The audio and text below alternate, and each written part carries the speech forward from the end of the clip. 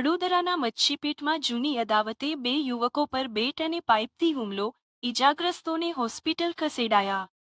શબ-એ બારાતના તહેવારના દિવસે કેટલાક યુવકો વડોદરાના મચ્છીપીટ વિસ્તારમાં તેમના મિત્રોને મળવા આવ્યા હતા.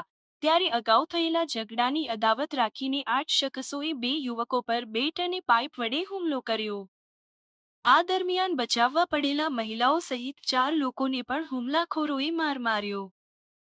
કારેલીબાગ પોલીસે આરોપીઓને ઝડપી પાડવા માટે તપાસ શરૂ કરી છે.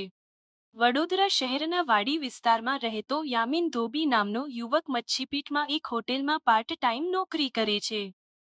13 ફેબ્રુઆરીના રોજ શબ-એ બારાત તહેવાર હોવાથી મુસ્લિમ સમાજના લોકો એકબીજાને મળતા હોય છે. ત્યારે યામીન ધોબી તેના મિત્ર મુસ્તુફા ઉર્ફે સહીલ મોહમ્મદ અતીક શેખ રહે મુશા હરખાના મસ્જિદ પાસે મચ્છીપીટ, રાવપુરા ને આદિલ શેખ, રેહાન શકીલ ત્રીજા તથા અન્ય 3 યુવકો મળવા આવ્યા હતા.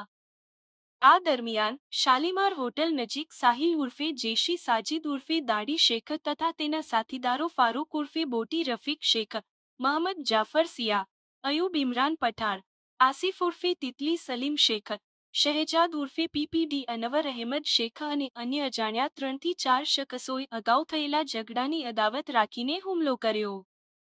હુમલાખોરોએ બેટ અને પ્લાસ્ટિકની પાઇપો વડે હુમલો કર્યો, જેમાંથી એક યુવક બચવા માટે ખાનગી હોટલ પાસે દોડી ગયો. આ દરમિયાન યામીન ધોબીની માસી નસીમબાનુ શરીફભાઈ શેખ તેને બચાવવા માટે આવી, ત્યારે ફારૂક ઉર્ફે બોટી શેખે માસીને વાળ ખેંચીને ડસડી મારી. યામીન ધોબી, તેના મામા માજીદ મિયા કાલુભાઈ શેખ અને અલમાસ સલીમભાઈ શેખ માસીને બચાવવા આવ્યા, ત્યારે હુમલાખોરોએ તેમને પણ બેટ અને પાઇપ વડે માર માર્યો.